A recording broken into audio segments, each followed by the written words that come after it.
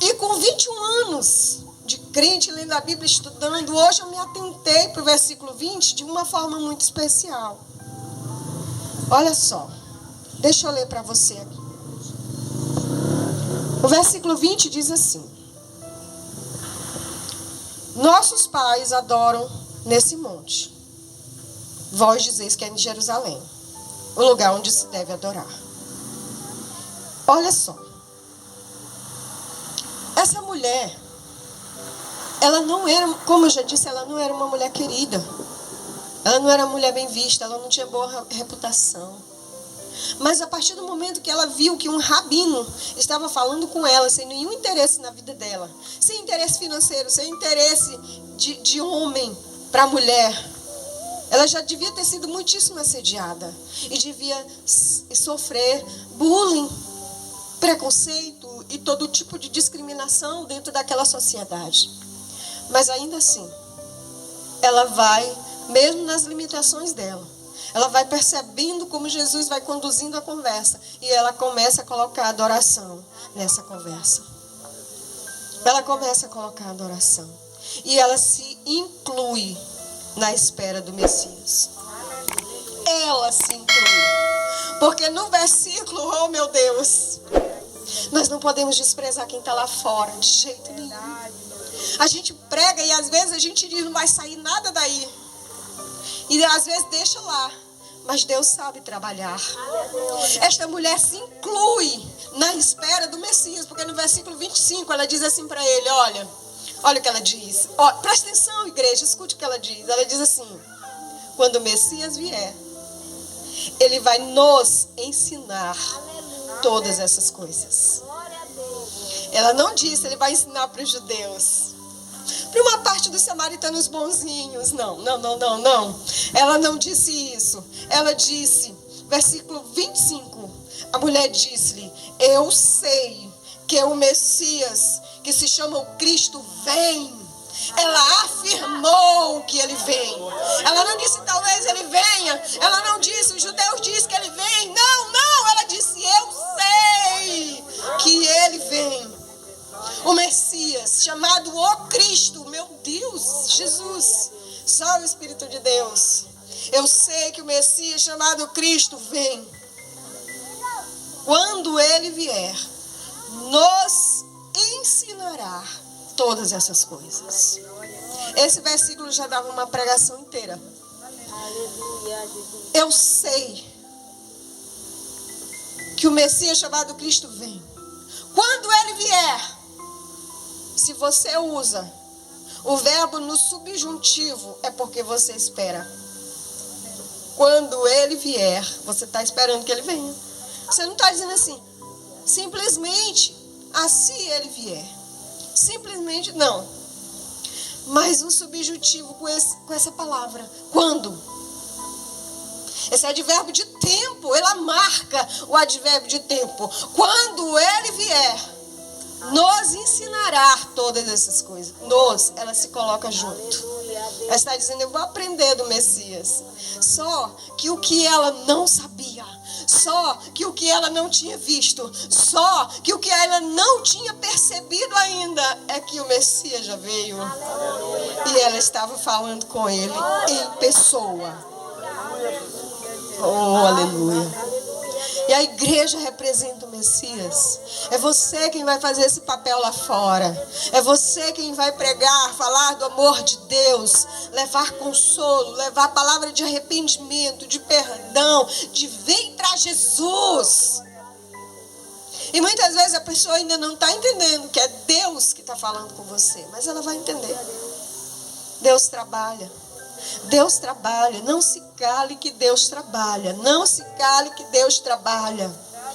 Aleluia, Jesus. Jesus diz assim, eu sou. Meu Deus, todas as vezes que eu leio essa frase, eu fico assim, meu Deus, que privilégio. Eu sou. Sou eu. Eu que falo contigo. Você já imaginou? Aquela mulher, quando Jesus disse, eu sou eu aqui que falo contigo. Aquela mulher recebe vida nessa hora. Glória a Deus. Essa mulher recebe vida nova nessa hora. Ela passa a ser aquilo que Paulo vai dizer lá na frente em 1 Coríntios, capítulo 5, versículo 17. As coisas velhas já passaram, aquele que está em Cristo, nova criatura é. Oh, meu Deus! Aleluia! Glória a Deus! Nova criatura é. Ela passa a ser nova criatura naquela hora. Olha que privilégio você tem de conduzir pessoas a serem novas criaturas, à semelhança de Jesus. Olha que privilégio Jesus entregou na mão da igreja. Um dia eu perguntei assim para Jesus: Senhor, por que os anjos não pregam? Por que o Senhor não... Eu tenho umas perguntas assim de seminarista, né, para Jesus. Pergunta de seminarista: Senhor, por que o Senhor não permitiu que os anjos pregassem? Porque a Bíblia diz que os anjos queriam. E o Senhor não permitiu, colocou para nós. E eu fiquei perguntando e Deus me disse assim: se eu colocasse os anjos para pregar, seria lindo, extraordinário, maravilhoso. Mas as pessoas iam se acostumar do mesmo jeito. Porque nós temos essa tendência, nós nos acostumamos com as coisas e aquela coisa já não é mais assim extraordinária, porque vira costume. E o segundo ponto é que não se cumpriria o que Paulo fala aos romanos, o que Paulo fala aos coríntios, quando ele fala do Deus de toda consolação. 1 Coríntios 1, lá no capítulo 1, ele fala: Deus de toda consolação, que permite que passemos por tribulações para que depois nós consolemos os outros. Não se cumpriria. Chegaria um anjo, ia pregar para a mulher que está com o filho nas drogas, aí a mulher ia dizer, sabe o quê? Nós diríamos isso porque nós somos assim. Para ti é fácil falar, tu é anjo. E eu ouvi? Não posso falar para você, você é anjo. Mas quando chega alguém que vive aquilo, que passou aquilo, que foi aí estava sofrendo, estava lutando, aí foi lá na fonte, bebeu água, saciou a sede, recebeu a vida nova. Chega alguém e diz para aquela pessoa: eu já passei por isso, eu já vivi isso, eu já passei essa situação. E o que foi que aconteceu? Jesus me fez nova criatura.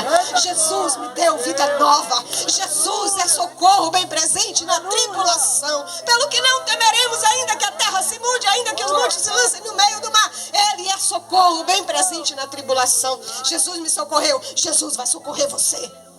Glória a Deus! É diferente ou não é? Tem outro peso ou não tem? Deus sabe fazer as coisas. O Senhor sabe fazer as coisas. E aquela mulher foi ali. Jesus encarnou-se como outra pessoa, como uma pessoa normal, cansado, com fome, e disse para ela: no seu interior fluirão rios de águas vivas. Jesus está chamando você nessa noite para reavivar essa verdade, essa realidade. Jesus está chamando você para levar água viva a pessoas que estão sedentas, carentes, necessitadas. Você é a representação de Jesus na terra.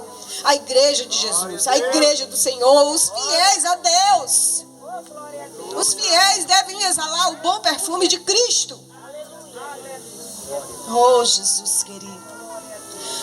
Aí os discípulos chegam, estranham que Jesus está conversando com a mulher, mas nada, eles perguntam, não dizem nada. Pedem para Jesus comer. E Jesus diz: eu tenho uma comida que vocês não conhecem. E eles perguntam entre si: será que alguém chegou e trouxe comida para ele? Muitas vezes a gente não entende. Jesus está falando e a gente não está entendendo, né? E provavelmente ele estava com um bom tempo sem comer, jejuando pela evangelização. É bem provável. Porque a Bíblia diz que eles insistiam para Jesus comer. Então eles já tinham falado antes. Aí foram, compraram comida, trouxeram comida, e assim ele ainda disse que ele não queria comer.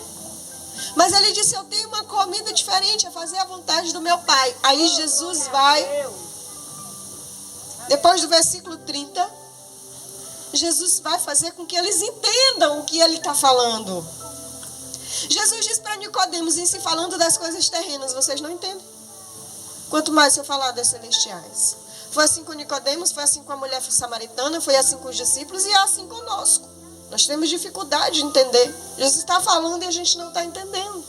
E ele faz os discípulos entenderem. Ele diz assim: os campos estão brancos. É disso que eu estou falando. É disso que eu estou falando. Os campos estão brancos. Eles entenderam o que Jesus estava fazendo. Estava evangelizando aquela mulher. Os campos estão brancos, diz Jesus para os seus discípulos. E uma coisa interessantíssima. Gente, isso ardeu tanto dentro do meu coração nessa tarde. Isso ardeu tanto que eu fui revisar à tarde, né?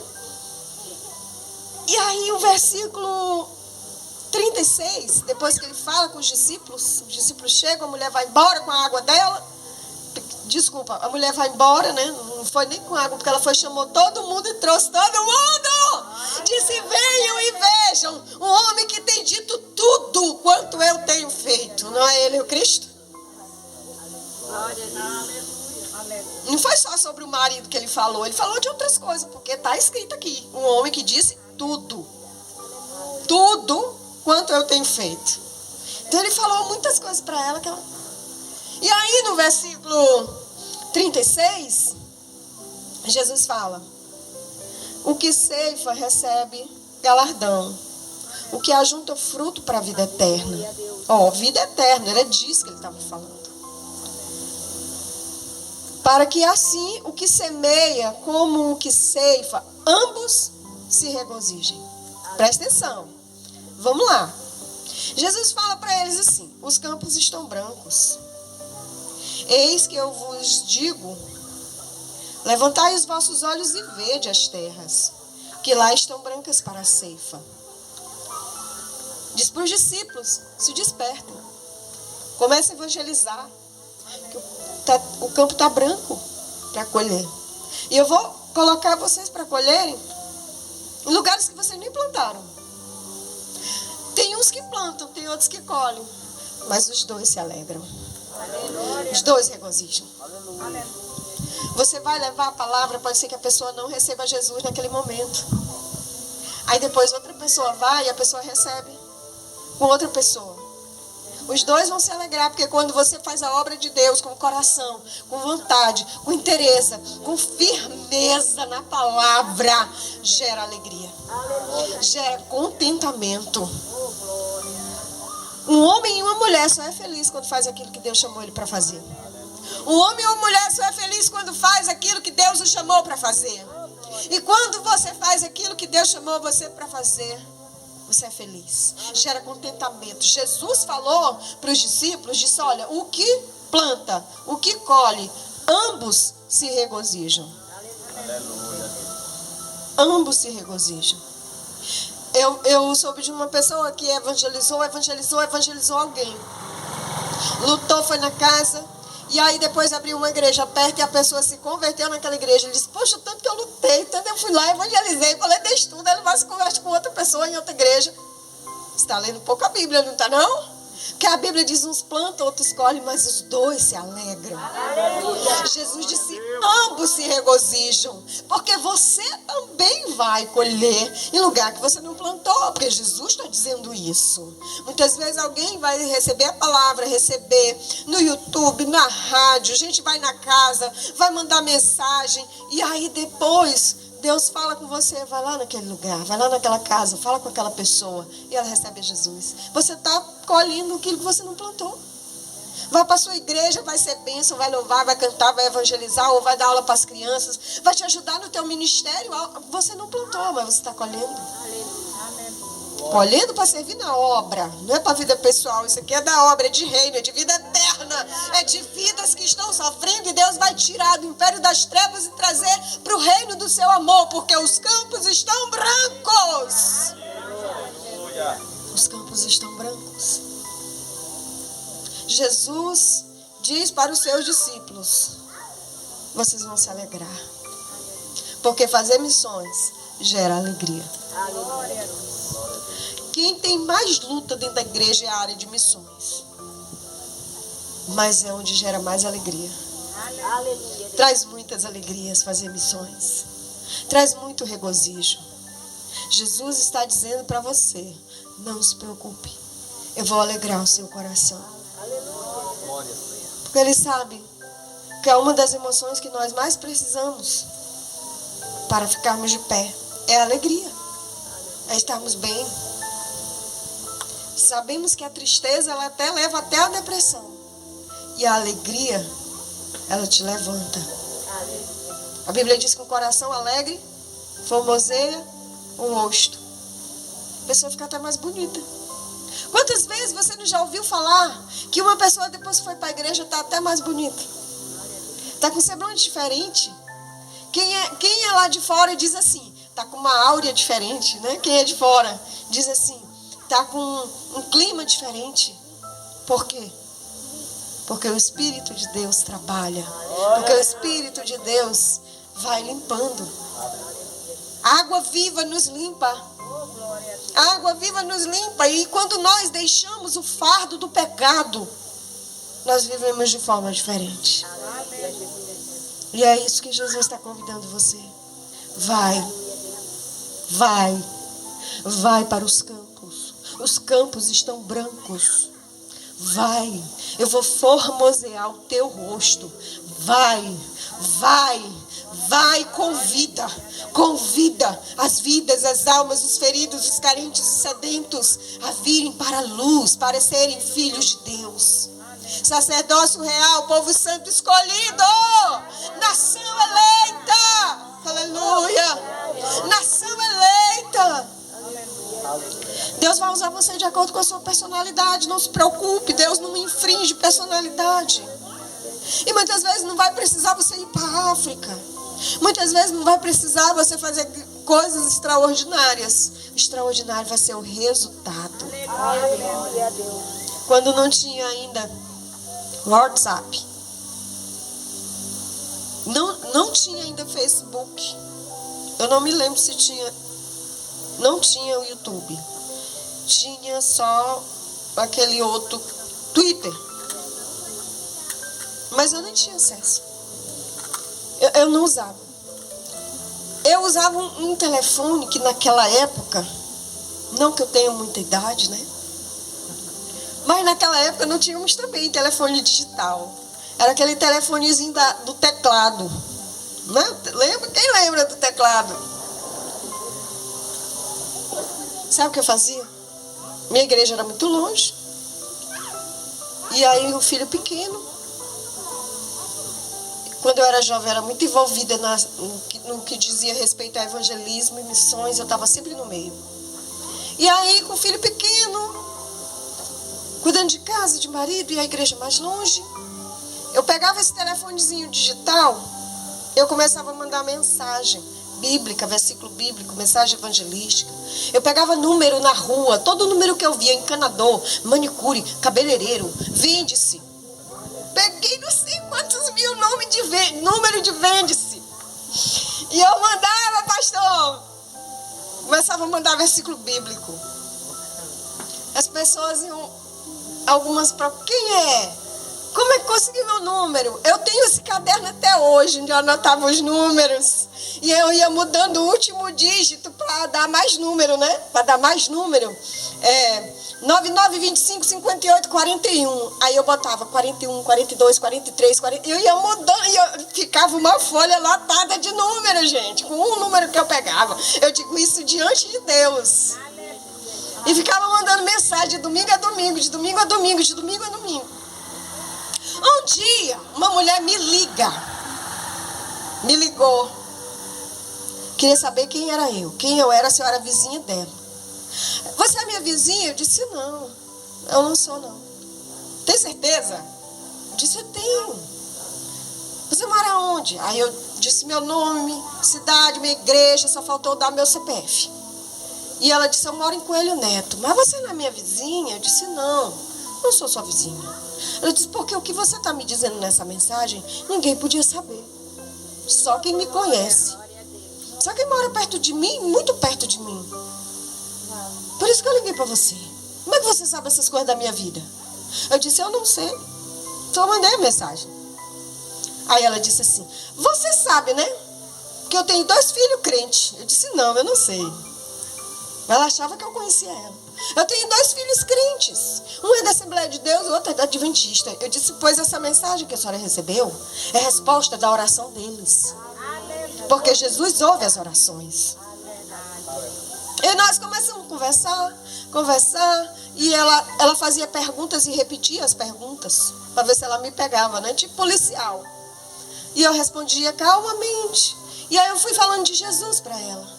Falando de Jesus, pregando de Jesus. No final da ligação, ela aceitou a Jesus. Através de um número que eu peguei, que mudei o último dígito e mandava mensagens. E com esse telefonezinho de teclado, dentro do quadrado da minha casinha, lá com meu filhinho, eu ganhei almas para Jesus. Evangelizei, aconselhei, para a glória de Deus. Me mantive ativa naquilo que Deus me chama para fazer. Porque se a gente não fizer o que Deus chama, a gente morre. Entristece, murcha, vai definhando. Por quê? Porque o que Deus chama para fazer gera vida em você. Você leva água viva, mas a água viva também gera mais água em você. Oh, meu Deus. Oh, Jesus. Por isso, vai fazer o que Jesus mandou você fazer. Que é isso que vai gerar vida. Vai gerar vida nos outros, vai gerar vida em você. Vai gerar mais vida em você. Rios de água viva fluirão, disse Jesus de Nazaré, o Filho de Deus, aquele que era, que é e que há de vir, o grande eu sou, El Shaddai, Adonai, Nissi, Shalom, Jireh. Aleluia. Vai. E chama a gente para vir das trevas para a luz. E se formar filho de Deus. Pois a Bíblia diz assim, ele veio para os que eram seus, mas os seus não o receberam. Essa semana, ontem, uma pessoa me perguntou sobre filho de Deus, que todo mundo era filho de Deus, que ela escutou alguém dizendo que todo mundo era filho de Deus. Eu disse, a Bíblia diz que nós nos tornamos filhos de Deus a partir de Jesus Cristo. A partir do Senhor Jesus pela adoção. Diz assim, ele veio para os que eram seus e os seus não o receberam. Mas a todos quanto receberam, deu-lhes o poder de serem feitos filhos de Deus. Aleluia a Deus. Quando Jesus diz Pai Nosso, eles até se escandalizaram, porque Deus era criador.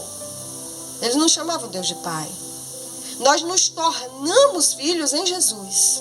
Agora escute, aquela mulher e as muitas vidas que essa mulher essa noite está representando, as muitas vidas que você vai trazer para Jesus.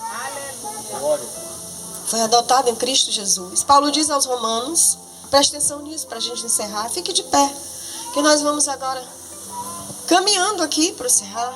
Paulo diz aos Romanos assim, vocês receberam a adoção de filhos. Só que você precisa entender o peso que isso tem. E você vai trazer pessoas para serem filhos. Amém? Amém? Amém? Você precisa entender o peso que isso tinha quando Paulo fala aos Romanos assim. Vocês receberam a adoção de filhos. Escute, em Roma tinha uma lei. Primeiramente, um romano não era obrigado a assumir um filho biológico. Não tinham leis que faziam um romano assumir um filho biológico. Mas um romano era obrigado a assumir um filho adotivo.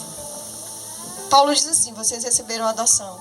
Porque ele sabia o que ele estava dizendo para aquele povo.